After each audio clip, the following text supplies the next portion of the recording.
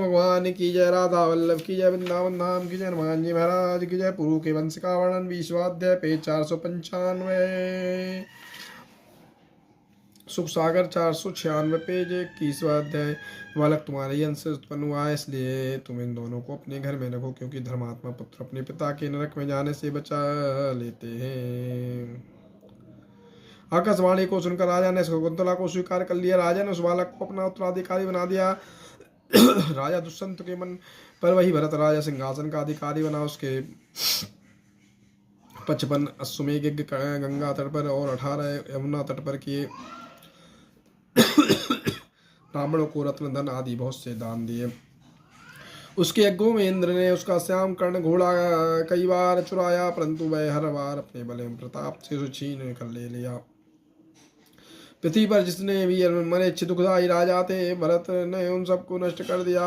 उसके राज्य में पर्वत एवं समुद्र में सोने तथा रत्नों की खानें प्रकट हो गई। इस प्रकार 27,000 वर्षों तक भरत ने इंद्र के समान चक्रवर्ती राज्य किया। राजा भरत के ने विदर्भ देश के राजा की 3 पुत्रियों के साथ विवाह किए। जब उनके कई पुत्र कुरूप उत्पन्न हुए, तब रानियों ने इस समय भय से कहीं राजा यह न कहें कि यह हमारे नहीं, ये गंगा में फेंकवा दिए।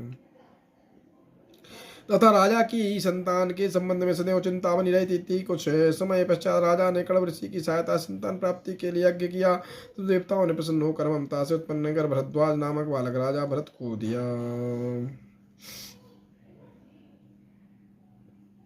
राजा ने उस बालक का नाम वितत रखा। भरत की मृत्यु के बाद वही राज्य का स्वामी हुआ। बोलो कृष्ण भगवान की जय, राधा वल्लभ की जय, वृंदावन धाम की जय, हनुमान जी महाराज की जय।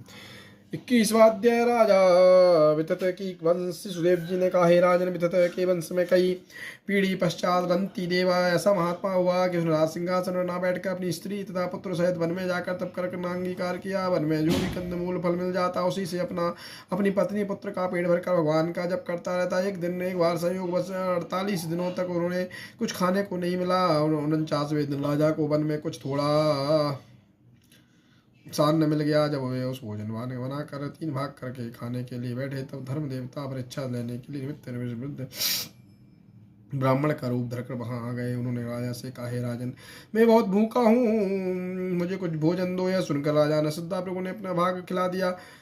जब वृद्ध ब्राह्मण रूपी धर्म ने उसे खाकर कहा कि अभी मेरी क्षुधा दूर नहीं हुई है, तब रानी तथा राजकुमार ने भी उन्हें अपना अपना भाग खिला दिया। दूसरा ब्राह्मण प्रभु ने आशीर्वाद देकर अंतर्धाम हो गए। बोलो कृष्ण भगवान की जय, राधा वल्लभ की जय, वृंदावन धाम की जय, हनुमान जी